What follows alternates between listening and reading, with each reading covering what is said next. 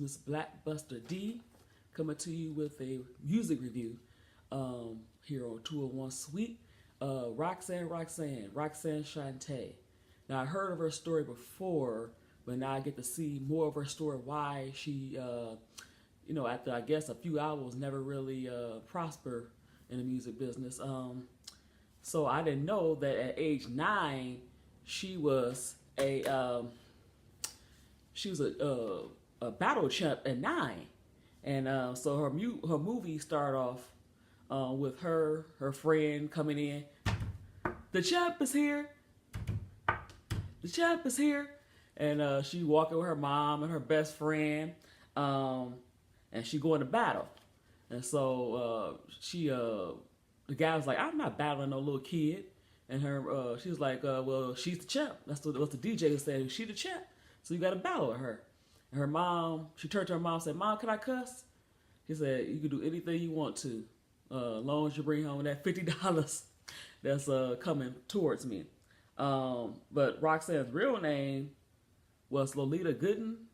I think that's her real name.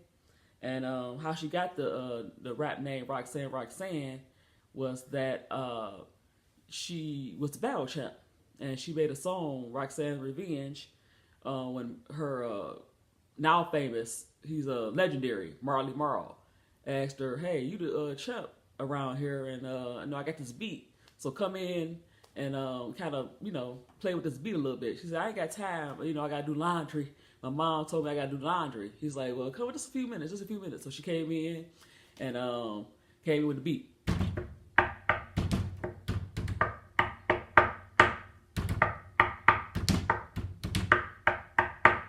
I can't do it. They go. My name is Roxanne. That's how I go, but the beginning of it. And so Roxanne lives in the Queensbury Projects with her mom and her three sisters. And, her mom trying to get at the projects, she got a boyfriend and she told him that we got to get out the projects and I got this money. And, I got this money. And he said, oh, yeah. So I think she had $20,000 so they could move to New Jersey to get a house, to get out the projects, where, have more space for those 4 girls. Shantae's the oldest.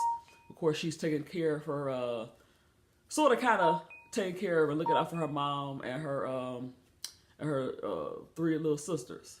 So, yeah, but she started hanging out with her friends, and every time, this one particular time, her mom just got tired of it. Like, look, she locked the door on her, like, look, you can't come in anytime you want to. You got a curfew. I think she was only like 12. And she's coming all time of night, and her mom locked her out. And her mom's boyfriend at the time let her in. And, she said, look, you can't keep hanging out with your friends, doing this and that. And so the mom's boyfriend, at the beginning was looking out. So, they was getting ready to move. And as far as how the movie go, getting ready to move, she showed him the money, and he took off with her money.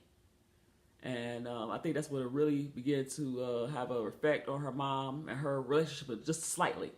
Her mom again drinking. So Shante felt the pressure. She's trying to make some money. The battling is not really making money. So she started boosting and boosting designer clothes and selling it, throughout the neighborhood. And she just stopped going to school. And so it just went kind of downhill from there. But one day, like I said, Marley Marl got to that song, and the song didn't really take off until later. Then somebody called her phone late at night, talking, oh, you on the radio? She's like, what? And he hung up the phone. He's like, you on the radio? And she was like, oh, okay. So her song was on a local radio station, and she became like a local hero, and she appeared in the newspaper. Her told her mom, I appeared in the newspaper about the song Roxanne Shante. So she became Roxanne Shante. And so, she was out here touring a little bit with Marley Marl. It was her, Marley Marl, um, MC Shan, and we know now Biz Marquee. And they became like the Juice Crew. And they toured, and, she was okay. She was making a little money. She realized, though, she was not making the money she's supposed to make. And she kept asking her manager, where's the money at? And he's like, giving her some lame excuses. But she kept at it. And her mom told her, you got to go to school. Go back to school. She said, Mom, I'm doing this for us. First she was boosting, trying to do it for her family. And because after her mom lost that money to her boyfriend, $20,000, she became alcoholic. So she really kind of, had a depression. So she was really taking care of her sisters. And, after she left, after she got tired of, all the drama with her mom a little bit, she left. She moved in with her friend. I'm kind of going backwards. I'm sorry about that.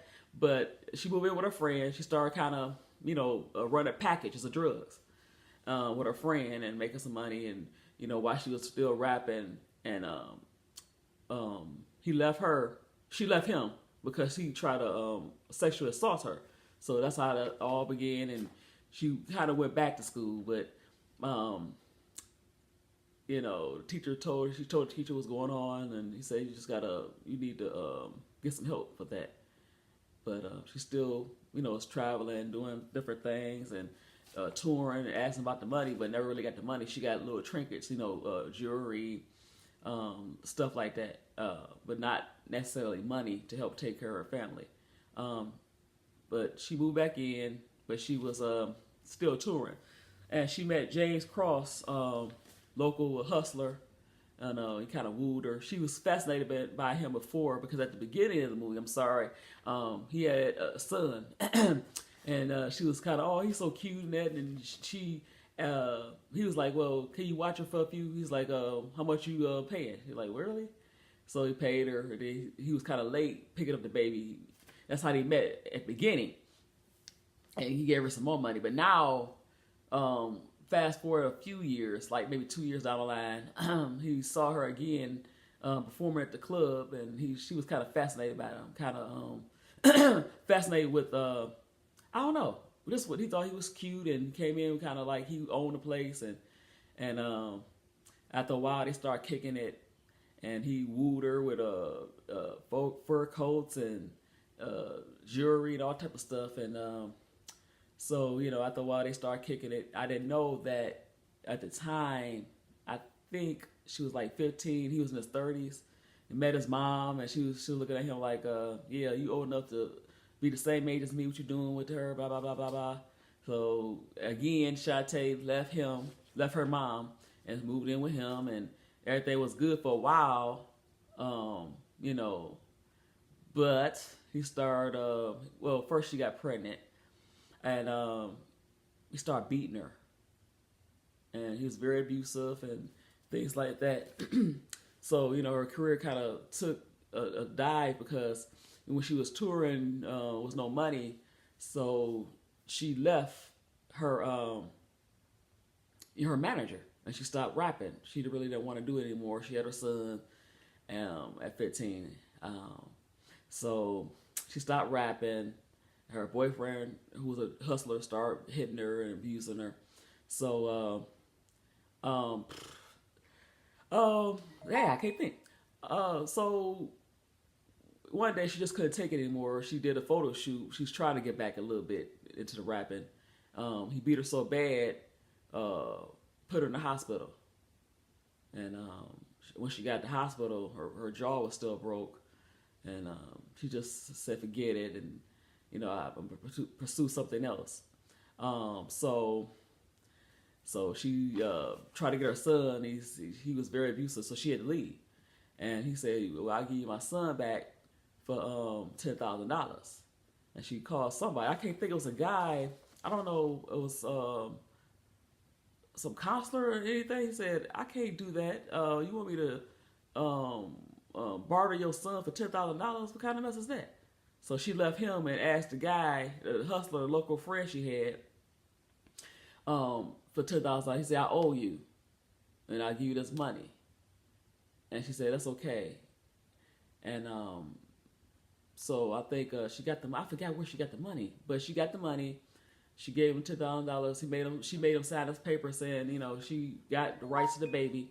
And so he signed the papers, and she got the baby back, and she went back to live with her mom. And I forgot to tell you, the surprise in the movie is throughout the movie, this young man kept walking up to her, and who you now know is Nas, kept walking up to her and said, I got that flow. He said, yeah, you got that flow. If you don't flow, I'm gonna kick your your A. And he was like, okay. At first he couldn't flow. He's like, boy. She was like, boy, take your butt to school. At the end, how the movie ends, I'm not going to tell you how at the end, he was at the end as well. He started to flow. He said, wow, you done grew up. At the time, I think she was 17, 18. I'm not sure at the time. So Nas was in the movie. He flowed. He said, you got it. You got it. So Nas was very, he was kind of part of the movie, the young Nas.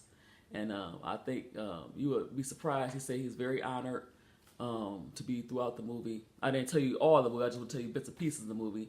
And that's my music review of Roxanne.